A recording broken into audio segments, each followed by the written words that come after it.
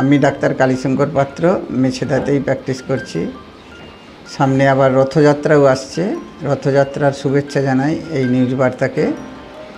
আর এই যে বর্ষাকাল যে হচ্ছে, বর্ষাকালে আমাদের যে সমস্ত রোগ জ্বালা হয়, আমশা, সর্দি কাশি, জ্বর, পায়খানা, গায়ে ইরাপশান, এই যে নানা রকমের জন্য জিনিসগুলো মানুষ আক্রান্ত হয়, তাতে করে মানুষের ফ্যামিলি থেকে প্রচুর টাকা চলে যায় এই স্বাস্থ্য খাতে।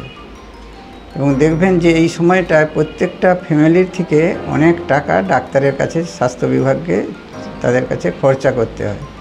সেই জন্য আমার একটা সাজেশান যে মানুষ যদি এই সময় একটু সাবধানতা অবলম্বন করে, তাহলে কিন্তু এই রোগগুলো থেকে তারা মুক্ত হতে পারবে। প্রথম কি বলি যে মানুষ এই সময় কিসে ভুগবে? প্রথম হচ্ছে ডায়রিয়া এবং আমশা।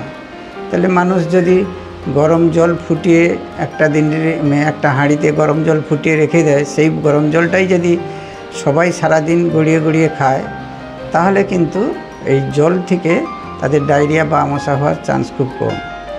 দ্বিতীয় কথা হচ্ছে তারা যখন খাবার খাবে, তারা যদি সাবান দিয়ে হাতটা ভালো করে ধুয়ে তারপর খেতে বসে, তাতেও এটা প্রিভেনশন হবে। তৃতীয় নম্বর, যে এই সময় যে জ্বর এবং সর্দি কাশি এবং গায়ে ইরাপশান হয়, এই জন্য এই জলে ভিজা তাদের চলবে না। বিশেষ করে পুকুরের জলে চান এখন একদম বন্ধ।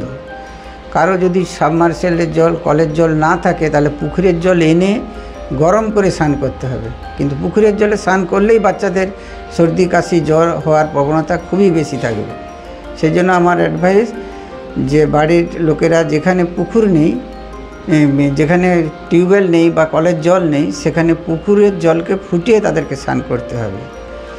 আর একটা কথা বলে রাখি যে এই সময় খুব ছোট ছোট মশার উপদ্রব হয়, খুব ছোট ছোট মশা, যে মশাগুলোকে আপনারা খালি চোখে প্রায় দেখতেই পারবেন না, কিন্তু এমনভাবে কামড়াবে যে খুব জ্বালা করবে এই মশাগুলো। এই মশাগুলো থেকে খুব সাবধান। ঘুমানোর সময় ভালো করে মশারিটাকে পাস্তাতে হবে। শুধু মশারি ফেলিয়ে ঘুমিয়ে গেলে হবে না, মশারির ভিতরে যেন না কোনো মশা থাকে। আর একটা বিষয় যেটা বলার, আর যে আপনাদের যে ঘরে ঘুমাবেন, সেই ঘরটা আপনারা বিকাল 5টার পর সমস্ত জানলা দরজা বন্ধ করে দিবেন, যাতে করে বাইরের কোনো পোকা মাকড় মশা ঘরে না ঢুকতে পারে। এইবার যেই রাত্রি 7:30 8টা হয়ে গেল, তখন আবার জানলাগুলো আপনারা খুলে দিলেন। এবার সারা রাত খোলা থাকলো। খোলা থাকার পর আবার আপনারা